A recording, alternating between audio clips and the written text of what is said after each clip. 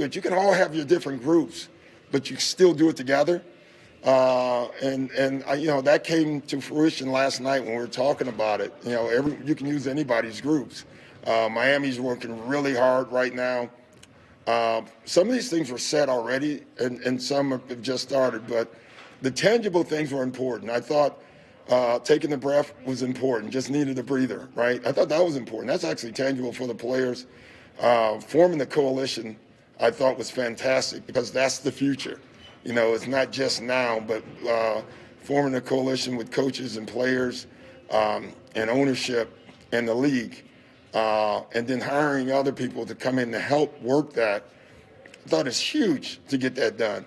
Voting is right now, so we're doing that right now. We got to get people to vote. Black men, black and brown men have to vote,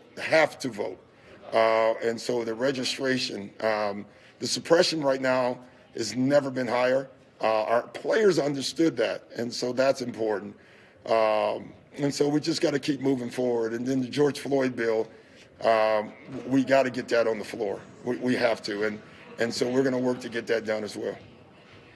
You are listening live to Doc Rivers, head coach of the Clippers, talk about the resumption of the NBA, which will begin again tomorrow. If you're tuning in for Jalen and Jacoby, it will come at the conclusion of Coach Rivers' media session as we tune back in. Yeah. I guess, how did those play out from Wednesday night to Thursday morning? And who did you, there's been some talk about Kawhi was someone who really spoke out at one point. Kind of who drove those discussions? What did you feel like? I thought they all did. We had a long discussion that night in the hallway. But I thought everyone. I thought Lou was fantastic. Kawhi was fantastic. Marcus was absolutely wonderful. So there was a lot of guys who talked that night. I was just sitting there trying to get them to talk. And they did. A lot of emotion.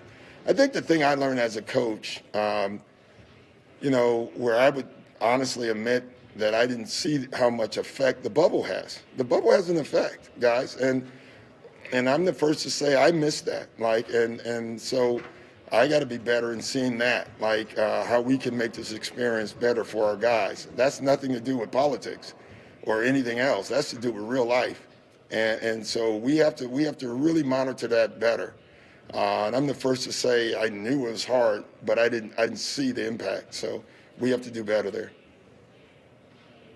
Doc, next question comes from Chris Mannix there in Orlando with you. Oh, yeah, Doc. Did you leave the meeting Wednesday night thinking the Clippers were going home? No, I did not. Everyone else did. But I knew how high the emotions were, and I just had a lot of faith in that it would all calm down. I guess the report was the Lakers and the Clippers. I think it was close, though. I don't think it was a layup either way. But I did not. Doc, we have a question from Amir. Go ahead, Aaron. Hey there, Doc. The fact that all the guys got together in a room and how powerful that was. Are there plans to do that more often? To have sort of that's a great question. I don't know that. It's funny. We talked about that. I remember CP and I talked the first day we got here, and I thought it would be a good idea to do it. This was when nothing was going on, and he told me it was hard to get everybody because of all the practice schedules and stuff. So I think it wouldn't be a bad idea to just get the room fillings. Don't need any coaches there. Just them talking, I think, is very important. Great, Doc. And we have one last question from Taylor Rooks. Go ahead, Taylor. Hey, Doc. So we talk a lot about perspective, but in years to come, when history tells the story about these past couple days, what story do you want it to tell? Oh, man, Taylor, that's too deep. Oh, my God. I want to tell the story about what they're speaking about now, that the league doing something. Whenever that story is told, they're talking about what's at that moment that it started then. The reason I say that means they're still doing it. And this, I'm just hoping, is now one hit wonder thing. This has to continue, and I think that's why the coalition is so important. because this is not about just today. Things going to happen next week, next month. And we have to have a group in place to understand how to handle that and understand how to help the players process through it. And we have a group that is working on legislation all the time, not just U.S. but state to state legislation. And so I think that's the story that I want told. Thanks, guys. Thanks for the deep question. Appreciate it. That, of course, was Doc Rivers live, responding for the first time since the postponement of the NBA, saying that he felt the players collectively just needed a break. They needed a reprieve, and they'll get back to work tomorrow. Yep, they took the break. Now the playoffs will resume. That'll do it for us. Next Sports Center, 6 p.m. Eastern, right here on ESPN. But now to Jalen and... He is Jalen. I'm David Jacoby. We are Jalen and Jacoby. What is it that we do? Give the people what they want.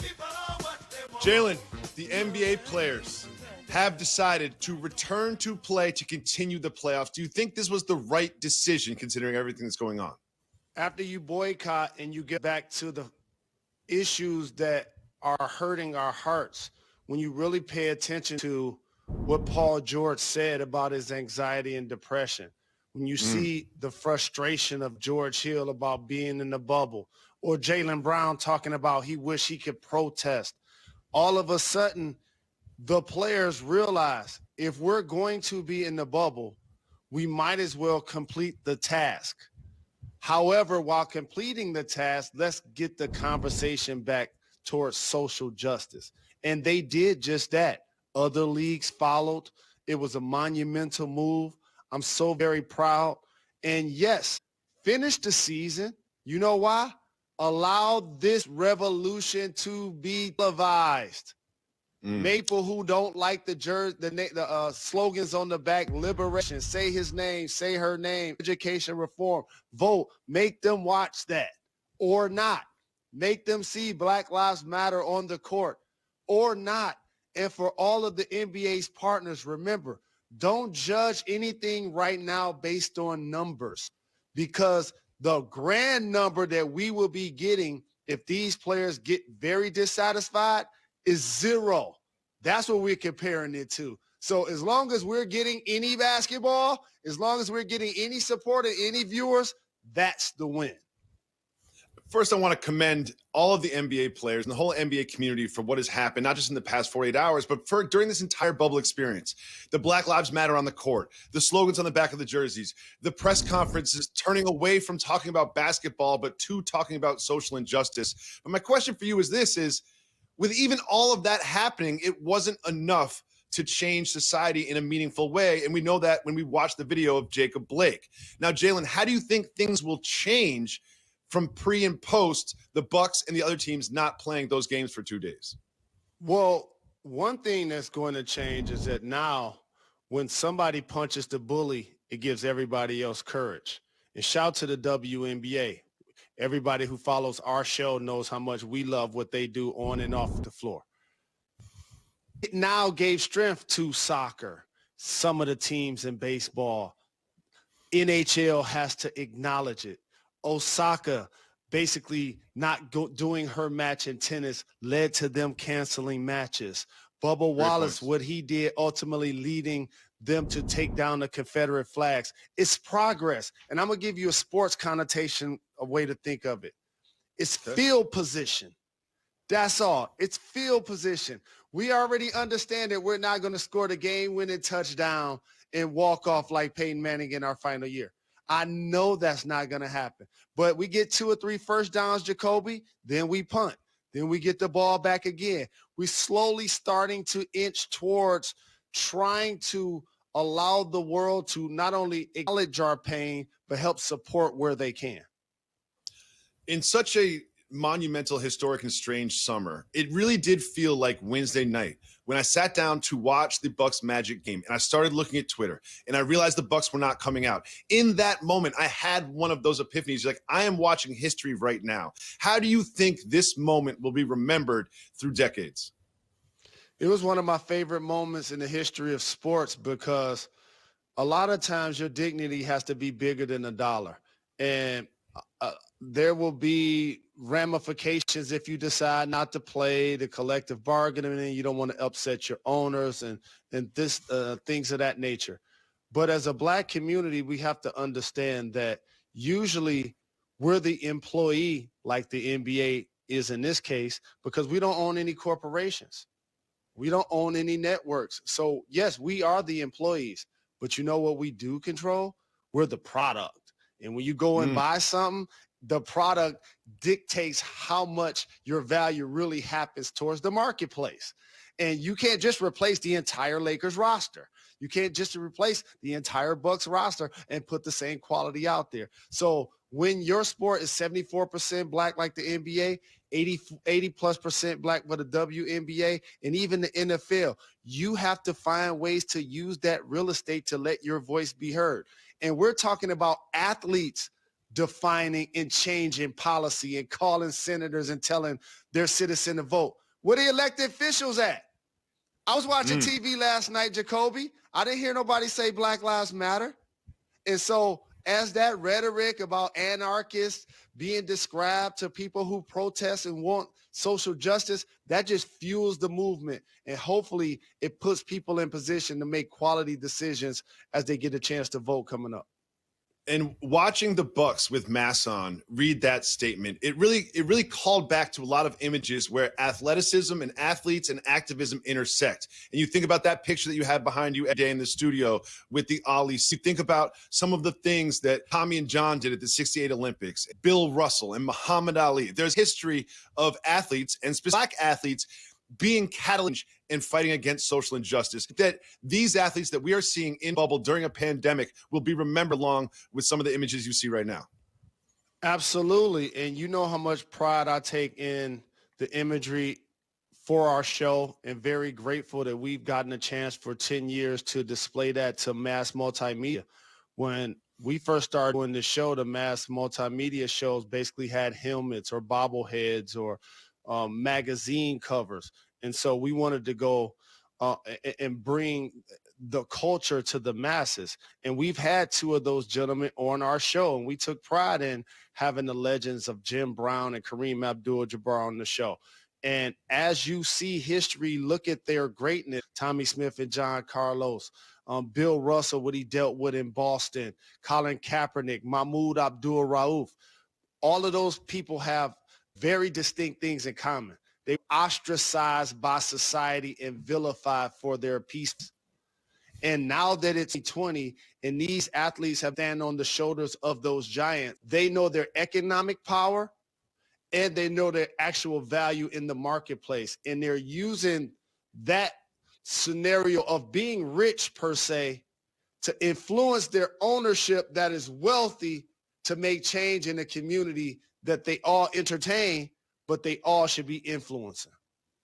And while I watched this happen, there's something else that came to mind, because we are seeing the NBA stop, restart, and then stop again, and now restarting again. But we are also on the dawn of an NFL season, and Saquon Barkley and Sterling Shepard, they said that some New York Giants were considering not playing a regular season game. As we enter the NFL season, we've seen how the fight against social injustice has manifested itself in the NBA. How do you think it will manifest itself when the NFL season starts? It's going to happen, and I hate to say this.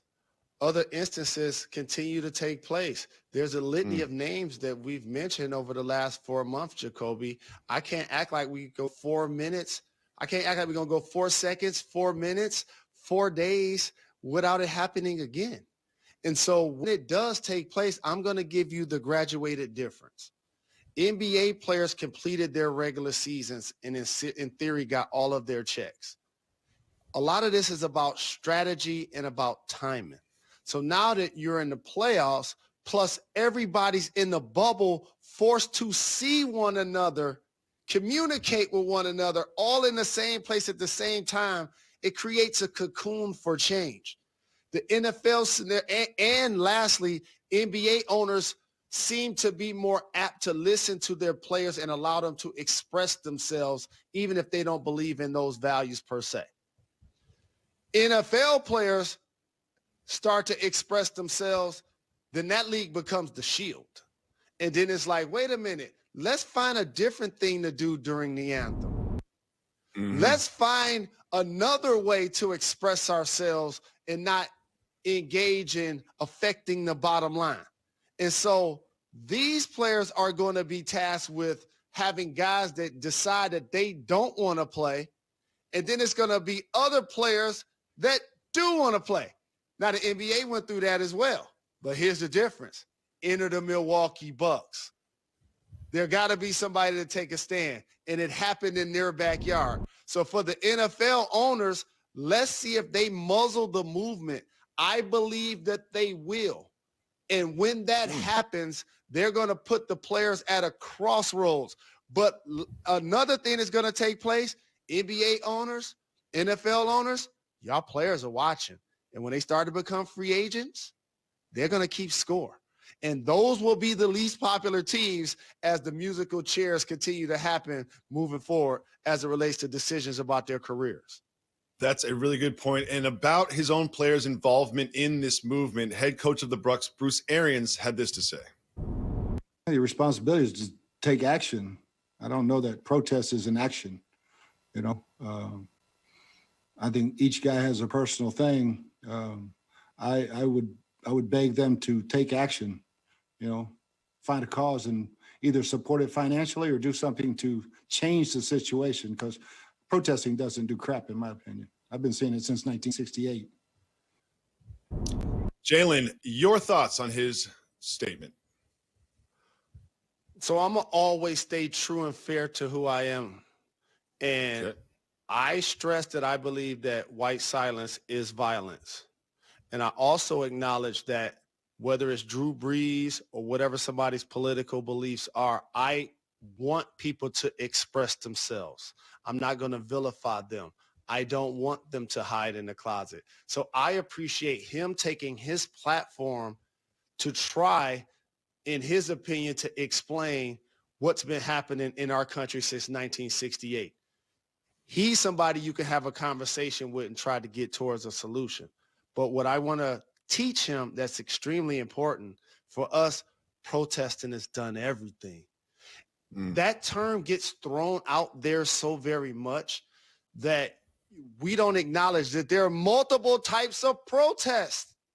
There's sit-ins, there's picketing, there's striking, there's violent ones, there's peaceful ones. There's so many ways to do this. And to start what he said by acknowledging that they don't do anything, and then it almost seemed like the tone, because he used crap, that it could be condescending. But I'm going to let him live, because I'm happy that he's willing to have the conversation. That's what we need. It's not black versus white. It's everyone versus racism. And I'm glad that he's taken his forum to try to speak about something that he sees in his eyes we've tried to do since 1968, but haven't gotten any progress, in his opinion. Well, I understand what he's trying to say, but I do think he's fundamentally wrong about one thing. Yes, it is probably more effective to donate your entire $1 million salary to these causes to help fight these causes. It's probably more effective to go to town hall meetings and try to influence political leaders to cause change in that way. But that is not mutually exclusive with protesting. You can do that and protest. There's no reason. It's not in lieu of protest you do this. And as you've mentioned, I have seen decades and decades since 1968 and before 1968 of protests lead to change. So that is what I fundamentally disagree with him about. But I also agree with you that these conversations are important, and we will continue to have them as we move forward, because, of course, especially on this day, around 50 years ago, Martin Luther King delivered the I Have a Dream speech. Now, that was a guy, John Lewis was right by his side. That was a gentleman who decided that we were not only as tax-paying citizens is only not welcomed when you don't agree with what they have to say. But if it's Herschel Walker, if it's Brian Urlacher, I guess it's just fine. Here's the thing. The NBA players, and this goes to our Bruce Arians conversation, this is why protesting is so very important. Yes, you're going to have people like him now attach terms to it. Mob, anarchist, gangs. And so this, Jacoby, is where we have to stay disciplined and stay focused and not lose sight of the goal and not lose sight of our message. A lot of times noise happens around you, and that's what this is. This is just noise. Don't allow this to slow us down in our pursuit of progress and social equality. That's what we're going for. And I have news for everybody, okay? America wouldn't be so great without Black lives.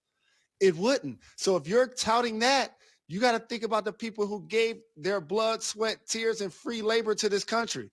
And keep your eyes on the prize. Yeah, I mean, the dog whistles and the coded language and the Law and Order platform, it's all politicizing race. And I think when you politicize race, every organization in which there are a diverse group of people working together sort of becomes a political organization. I think that's extremely dangerous to say that that's not a good thing, because I think the more conversations we have, like the one we're having right now, are a good thing, not just for sports, but also for our country. One interesting element from all of this is the role that Michael Jordan has reportedly played in it as a sort of liaison between the players and the owners. Now, naturally, being a legendary player and also an owner, that puts him in a unique position. What do you think about his role in what's happened in the last 48 hours? I'm in a lot of ways too disgusted to get excited. And let me tell you what I mean. So let me get this right. You got to be the greatest basketball player of all time, the highest grossing generating athlete of all time, who's become a brand and a logo within himself, to become the only major owner in a sport like the NBA that's 74% Black. And now when it's time to bridge the gap, guess who we're going to go get to talk to the players? Come on, man. Like, we've had one Black president. There's one president in the NBA, Masai Ujiri. That as much as, of course, I, like everybody else, is going to appreciate his voice and his role, and he the GOAT. And I know him standing in front of a room of young men, of professional athletes, they're going to be able to have a level of dialogue and respect to get us towards our goals. But I want to just talk about the systematic injustice part of that. It almost seems like, you know what, we can't really communicate with the Black guys, so let's go get the one that we have to do it for us. It just made me feel a little bit dirty when I saw the report. There have been decades and decades and thousands of incidents of police being violent against people of color. And just this summer, George Floyd sort of started this movement, or not didn't start the movement, I should say, but sort of reinvigorated this racial reckoning happening in our country. And then it was Jacob Blake that sort of stopped the NBA. My question for you is, what do you think happens when we see the next incident of police violence against a person of color?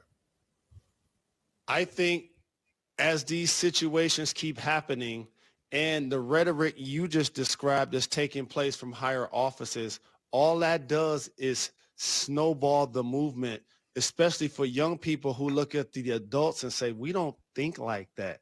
We don't feel like that about people that don't necessarily look like us. So I think the players, while they are able to get people to tune in to watch the games, at some point while the game should be physically being played, that's an opportunity to do some sort of sit-in, some sort of demonstration to acknowledge some of the things that they're wearing on the back of their jerseys and how you can now bring those things to life. One thing that I find just so disgusting about all of this is that it just keeps on happening and keeps on happening and keeps on happening. And it turns my mind to something that happened just right here in my family. As you know, I'm in an interracial marriage, and we've got 3 interracial children, one of which is Quincy, my son, who's 7, and he accidentally saw the George Floyd video on television. And that led to a conversation of him looking at the screen and saying, wait a second, why is that man under the car? I thought the cops were the good guys. He literally said that. And then I had to explain to him about police violence and not all cops are the good guys. And this Jacob Blake video made me think, what if that happens again?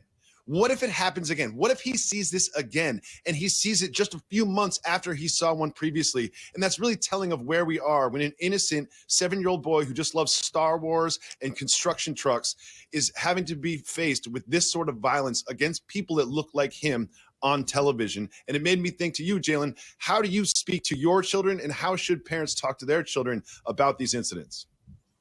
Well, hate is taught like a blank canvas. And whatever they are exposed to, whatever they digest is what they become.